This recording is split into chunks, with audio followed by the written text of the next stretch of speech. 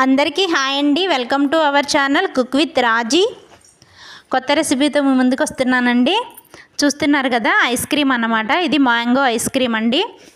ప్రతి ఒక్కరూ కూడా ట్రై చేయండి. ఇది మ్యాంగో సీజన్ కదా, ఈ సీజన్లో చాలా ఈజీగా మనకు మ్యాంగోస్ అనేవి దొరుకుతూ ఉంటాయి కదండి. చూస్తున్నారు కదండి, ముందుగా దీనికోసం నేను ఒక హాఫ్ లీటర్ వరకు పాలు తీసుకున్నానండి.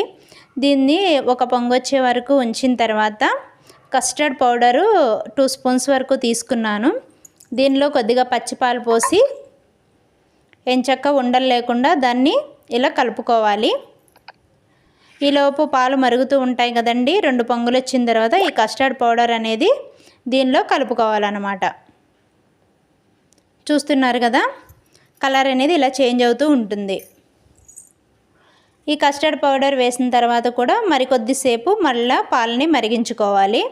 ఈ కన్సిస్టెన్సీ అనేది ఈ విధంగా వస్తుంది. ఈ వెన్న ఉన్న పాలైతే టేస్ట్ చాలా బాగుంటుందండి. వెన్న శాతం ఉన్న పాలు తీసుకోవచ్చు, లేదా డైరెక్ట్గా గేదె పాలైనా కూడా మనం తీసుకోవచ్చు అన్నమాట. చూస్తున్నారు కదా, ఆ కన్సిస్టెన్సీ వచ్చిన తర్వాత ఈ విధంగా షుగర్ అనేది తీసుకోవాలి. హాఫ్ లీటర్కి ఒక బౌల్ తీసుకుంటే సరిపోతుందండి. ఈ షుగర్ అనేది కూడా ఎంచక్క కరిగిపోయే వరకు కూడా మళ్ళీ మనం పాలను మరగబెట్టుకోవాలి. ఈ కన్సిస్టెన్సీ అనేది మళ్ళీ పాలలాగా అయిపోతుందండి. ఆ విధంగా వచ్చే వరకు కూడా మనం ఎంచక్క దాన్ని ఒక సైడ్ అనేది తీసేసుకుని చల్లబరుచుకోవాలండి. తర్వాత ఒక బౌల్లోకి తీసుకోండి. చూస్తున్నారు కదా, 2 మ్యాంగోస్ నేను తీసుకున్నానండి. ఈ విధంగా పైన తోలంతా కూడా చక్కగా పీల్ చేసుకోవాలి. పీల్ చేసుకున్న తర్వాత ఈ విధంగా పీసెస్గా కట్ చేసుకోవాలి. 2 మ్యాంగోస్ కూడా సేమ్ ఇదే ప్రాసెస్లో కట్ చేసుకుని ఒక సైడ్ తీసుకోవాలి. ఈ కట్ చేసిన మ్యాంగో పీల్స్ అన్నీ కూడా ఎంచక్క ఒక మిక్సీ జార్లో తీసుకోవాలన్నమాట.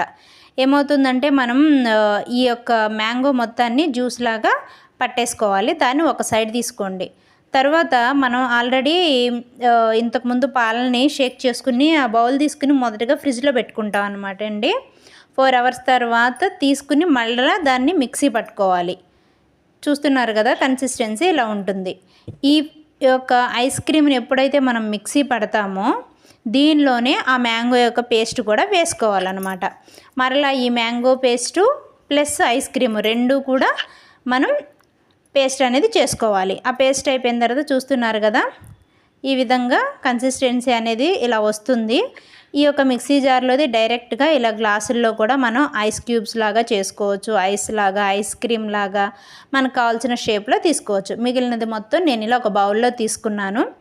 దీన్ని మనం ఒక 6 అవర్స్ అలాగా ఫ్రిడ్జ్లో పెట్టేసి మనం తీసుకుంటే చూస్తున్నారు కదా, ఇలా ఐస్ క్రీమ్ ఇలా వస్తుంది. ఐస్లు అనేవి ఎంచక్క విడిగా మనకు వచ్చేస్తాయి అన్నమాట.